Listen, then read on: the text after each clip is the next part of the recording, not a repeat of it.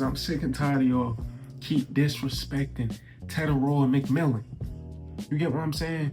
Now, I know some of y'all might call me a biased Panthers fan or whatnot, but he deserved to win Offensive Player Rookie of the Year.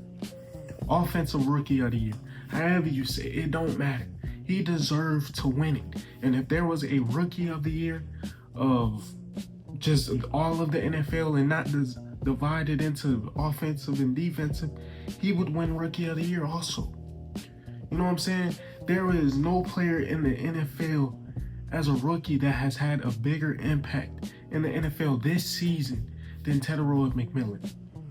You know, we went as the Carolina Panthers, we went from bottom of the league, winning 3-4 games every year, 2 games every year for the past 4 years, pretty much, 4 years, to now, you know, even though we still had a losing record, we ended up making the playoffs and really had a real chance to move on in the playoffs. You know what I'm saying? Stood against one of the best teams in the NFL and put up 30 on them. Had a good chance to win. You know, a couple mistakes happened towards the end of the game or throughout the game. You know what I'm saying? But, you know, that's just how it go. We had a good chance to win and move on in the playoffs. You know what I'm saying? There's no player, no rookie in the NFL that's had a bigger impact. You know what I'm saying? As far as impact, instant impact. Like, you know, this is his first season, and we went from a bottom 5 offense to a middle of the pack offense.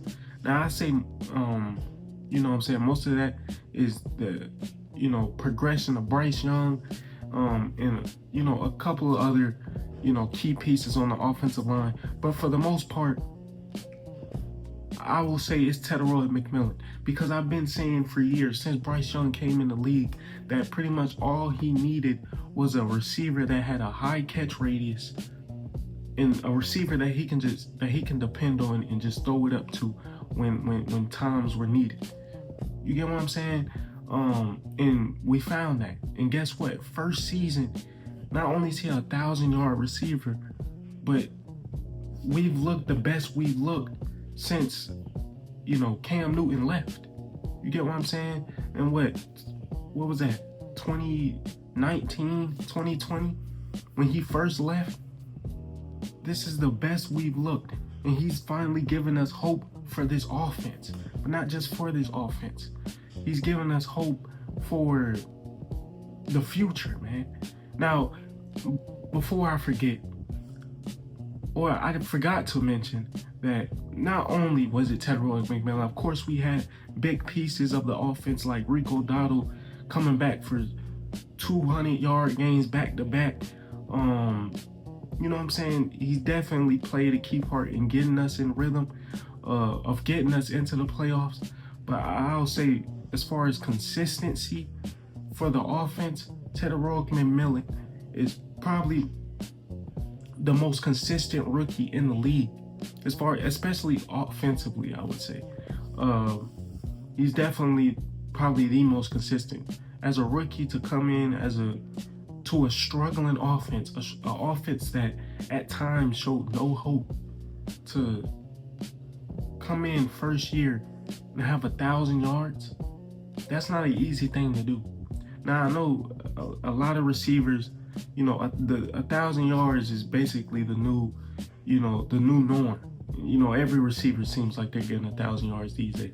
But as a rookie to come in and get 1,000 yards, that's not an easy thing to do regardless. You know what I'm saying? Especially to a struggling offense, basically a team that's trying to find itself.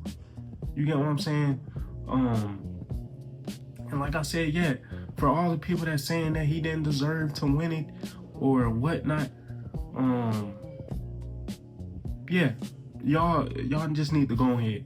You know what I'm saying? I seen somebody say he's the worst offensive rookie of the year in a while, which makes no sense, because I think a lot of people are just looking at this stats. And of course, it's not how Jamar Chase or Justin Jefferson looked in their rookie season. But if you look at the overall impact towards the team, You know what I'm saying? He was one of our biggest acquisitions in the offseason. Probably the biggest. You know what I'm saying? Besides Rico Dotto and besides, of course, offensive line pieces.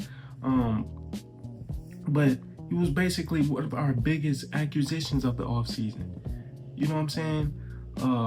Drafted him number 8. See what he can do. Next thing you know, we go from bottom 5, like I said, to middle of the pack. But not only that, the potential of what he can become. People got to think, if you've been watching the Carolina Panthers for the past few seasons, and I know a lot of people haven't been watching them because it's been a hard watch, you know that it's going to take a strong soul. It was going to take a strong soul to come in and really refurbish this offense. You know what I'm saying? Because there was times where it looked unwatchable. Look, Xavier Legette was supposed to be that missing piece, that answer. He was supposed to be our number 1. You know what I'm saying? Now, I don't want to disrespect Legette and say that, he let's just say he's been underwhelming. You know what I'm saying? Which he has been. He's definitely been underwhelming, especially the potential of, where he was coming out of college. People was comparing him to players like DK Metcalf, giving the frame and how fast he was. But it seems like that's not the case. He's really been underwhelming. But who knows, later in the future, he continues to progress. Now that we have a wide receiver 1, maybe he can come into that role of wide receiver 2, wide receiver 3. Even though I think Jalen Coker is another person that I will say that besides McMillan, Coker is also one of them. He could easily become our wide receiver A, wide receiver B. You know what I'm saying? Wide receiver 1A, 1B. You know what I'm saying? They could easily have that type of duo going on, or that dynamic going on. I can't forget about him. Like I said, I wouldn't say McMillan was the biggest, or he was the most important acquisition. There was a lot of key pieces that goes along with, trying to build a team for success in the NFL. It's never just one player, but I will say he's had the biggest impact. It's given us Panthers fans, and I'm sure I can speak for all of us, he's given us Panthers fans a lot of hope for the future, especially with Bryce Young along with him. You know what I'm saying? Giving us hope for Bryce Young. Given that Bryce Young finally has a legitimate wide receiver 1, it looks like. Because there was times where it looked like we had no hope for Bryce Young. And, a lot of people were saying that, we should move on from Bryce Young. It's time for Bryce Young to go. We should have drafted CJ Stroud. But me personally, I'm the one that tried to stick with him, or I'm the one that stuck with him. I wouldn't even say try, because I did. From day one, I knew Bryce Young was going to be our franchise quarterback. And every year he's progressed. The only thing I said was, 1, he needs an offensive line, a good protection, just like any quarterback in the league, and he needs a go-to receiver, in which he's found one, in McMillan.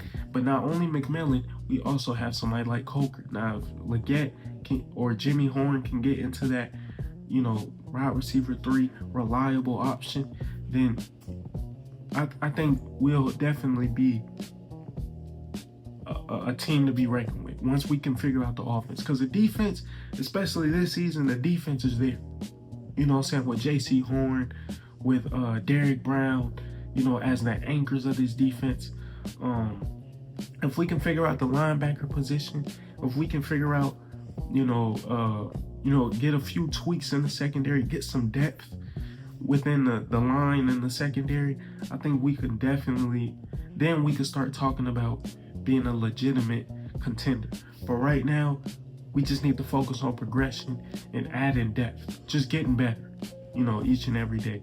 Right now, even though, we almost beat the Rams, one of the best teams all season in the playoffs, you know what I'm saying? not only beating them in the regular season, but almost beating them in the playoffs, putting up 30 on them, you know, battling Matthew Stafford and Puka Nacua and Devontae Adams, going toe-to-toe with them. You know what I'm saying? Not only that, but the fact that we were able to do that, you know, there's still some tweaks that need to be made. And yeah, you know, that's pretty much all I got for this video. I appreciate y'all for watching. Make sure you like, comment, and subscribe. Do those 3 things for me. Did you do it? Come on, bro. Did you do it? Yes or no? You know, I'm not asking you for too much. Just like, comment, and subscribe. Do those 3 things for me. You did it. I appreciate it. And I'll catch you on the next one. You know, and before I go, listen to what I tell you. You get what I'm saying? The Carolina Panthers in the next 3 to 5 years are going to be a team to be reckoned with. Mark my words.